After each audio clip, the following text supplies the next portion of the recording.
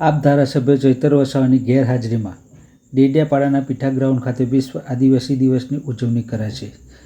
આપ ઉપપ્રમુખ દેવેન્દ્ર વસાવે આપી માહિતી। શું કહી રહ્યા છે સાંભળો આ વિડીયોના માધ્યમથી। જય આદિવાસી જય જહાર।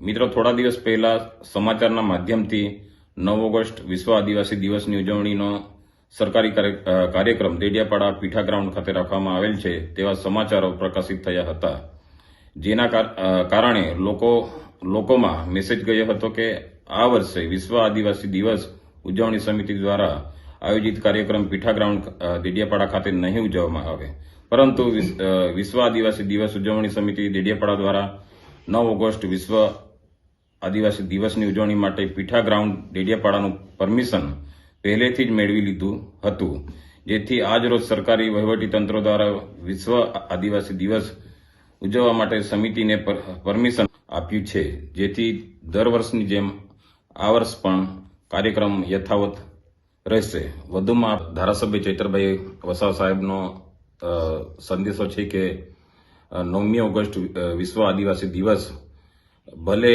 મેં જેલમાં છું, પરંતુ જે રીતે દર વર્ષે કાર્યક્રમ આપણે ઉજવીએ છીએ તે જ રીતે ઉજવજો।